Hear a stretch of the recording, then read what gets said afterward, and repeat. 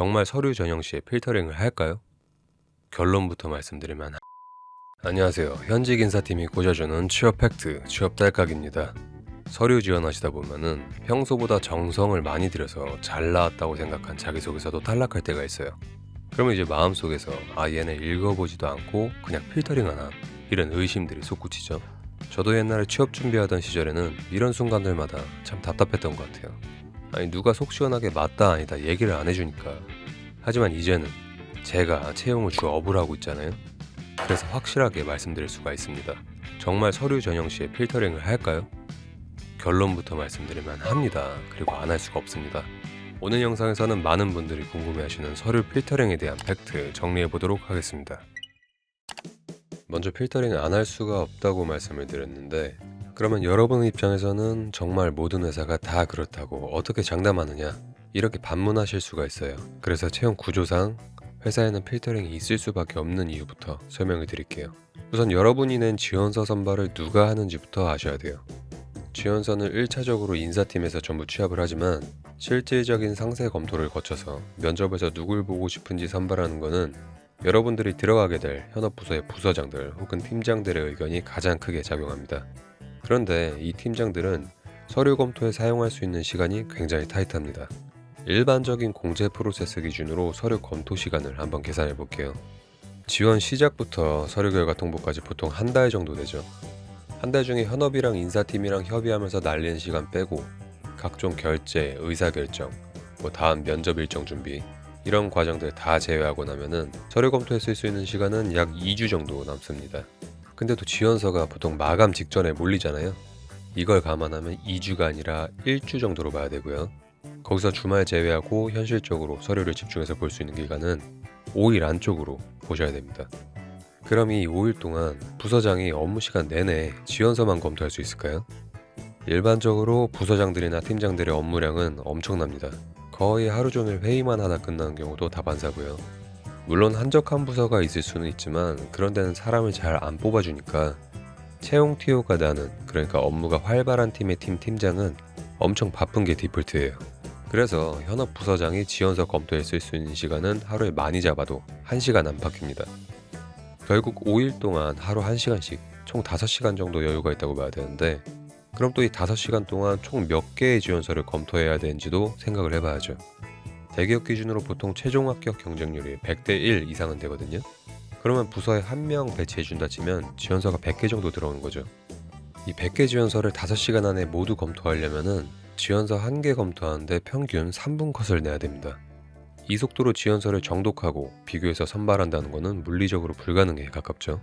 그렇게 빠른 속도로 지원서를 검토한다면 정말 대충 보는 것밖에 안 되잖아요. 근데 부서장 입장에서는 본인 팀에 넣을 막내를 뽑는 겁니다. 진짜 뽑기 잘못돼서 빌런 한번 들어오게 되면은 그 팀은 영원히 고통받거든요.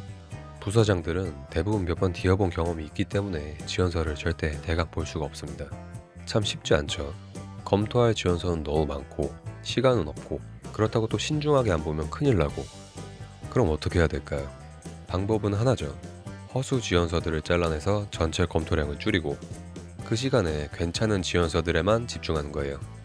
이 작업이 여러분들이 알고 계시는 필터링입니다. 실제로 인사팀에서는 지원서 개수를 줄여서 현업 부서로 전달합니다. 물론 담당자 마음대로 줄이는 건 아니고 회사 기준에 따르거나 현업 부서랑 협의하는 방식으로 진행을 하고요. 어떤 회사에 따라서는 지원 현황만 리스트업해서 현업에 전달한 경우가 있을 수도 있는데, 그런 경우라도 하다못해 엑셀에 채용 조건과 맞지 않는 지원서들을 걸러낼 수 있도록 컬럼 구성을 해줘야 돼요.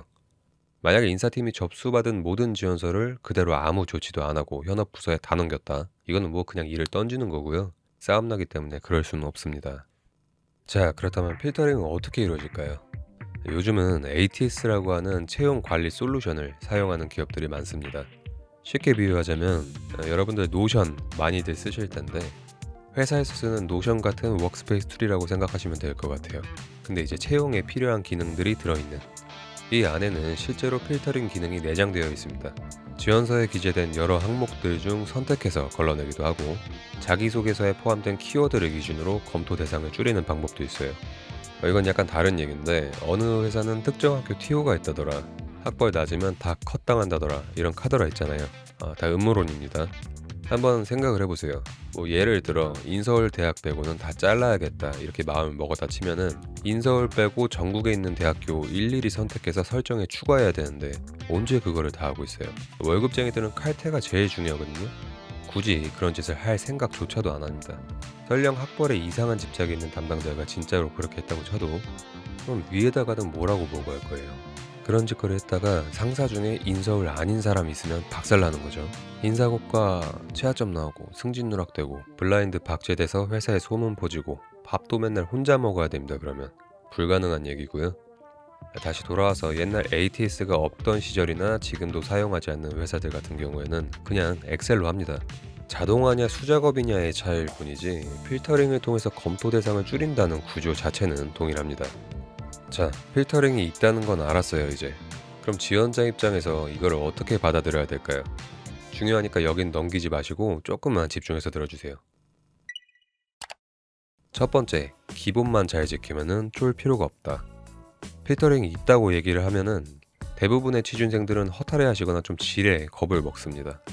자소서 열심히 써봤자 어차피 필터링 당하면 읽지도 않는데 대강 쓰자 이러시는 경우도 있고, 어떤 분들은 본인 스펙이 부족하다고 자책하는 병에 걸리세요. 이런 케이스는 갑자기 대학원을 알아보거나 아니면 막 이런저런 활동들을 통해서 스펙 쌓는 방법에만 온통 신경이 쏠립니다. 그러다 보니까 시즌 동안 지원서 작성은 오히려 등한시하는 경향이 생기고요. 잘못된 방향입니다.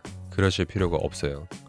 제가 계속 말씀드렸듯이 필터링의 주 목적은 검토 대상을 줄이는 데 있습니다. 그럼 뭐부터 필터링 할까요? 검토할 필요가 없는 지원서를 쳐내는 게 먼저겠죠.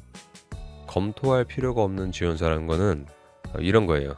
모집 직무와 전혀 다른 전공, 포트폴리오나 기타 추가 서류 제출하라고 했는데 안 한 경우, 필수 요건이라고 공고에 분명히 써놨는데 거기에 미달되는 항목들, 여기서 조금 더 신경을 쓴다 그러면 오기재 사항들, 즉 잘못 적은 기업명이나 엉뚱한 직무, 부서명 등등까지 포함됩니다. 아, 누가 그렇게 내냐? 취업이 장난도 아니고 이렇게 생각하실 수도 있는데 의외로 이런 지원서들이 생각보다 많습니다. 자기소개서를 한 줄 쓰거나 아예 없이 내는 지원서도 꽤 있고요. 특히 채용 공고를 다른 회사도 공채 많이 하는 기간에 겹쳐서 올리면은 이런 허수 지원서들 비율이 굉장히 올라갑니다. 그러니까 여러분들이 지원서 작성할 때 기본적인 실수만 하지 않는다면 채우라는 항목 다 채우고 내라는 거 다 내고 자소서에 다른 회사 이름 쓰거나 내용 복붙하다가 동일무단 반복하는 실수 하지 말고 천자 쓰라고 하면 최소 800자 정도까지는 채워주시고요. 이러면 시작부터 걸러질 걱정은 사실 크게는 할 필요가 없습니다. 두 번째, 스펙에 대한 생각은 머릿속에서 지우고 그냥 제출하기 누르자. 여러분이 생각하시는 스펙이랑 실제 필터링된 스펙은 다르다고 생각을 하셔야 됩니다. 아까 제가 ATS에서 필터링 조건을 사용자 설정에 따라 그때그때 다르게 세팅 가능하도록 기능이 구현되어 있다고 말씀드렸어요.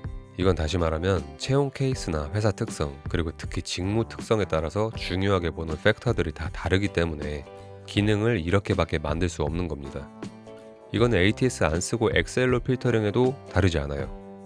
좀 더 와닿게 말씀드리자면 보통의 취업 톡방이나 채용 플랫폼에서 얘기하는 학벌, 학점, 어학, 중고 진입 경력, 자격증 개수 이런 걸로 레벨을 획일화시켜서 합격 불합격을 예측한다는 거는 다 틀렸다는 말이에요.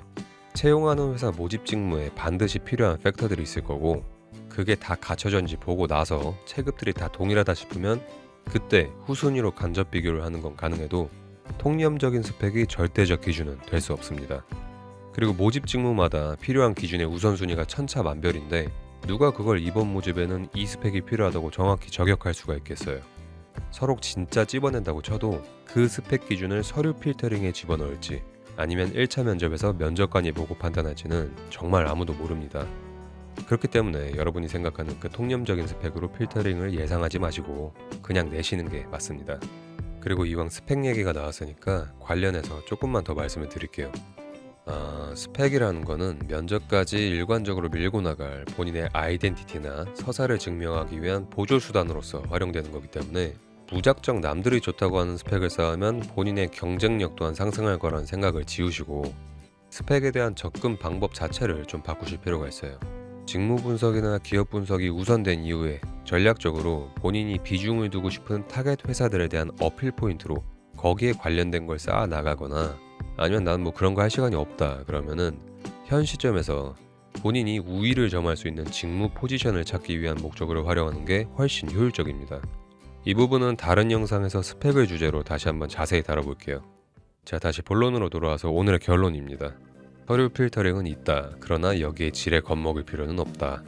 필터링은 검토 대상을 줄여나가는데 그 목적이 있기 때문에 하자가 있는 지원서로 분류돼서 걸러지지 않도록, 이상한 실수하지 않도록 신경 쓰자.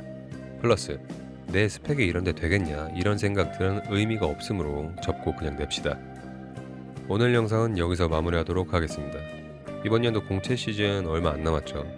여러분들 모두 건강이랑 멘탈 관리 계속 하시고 힘내시길 바라겠습니다.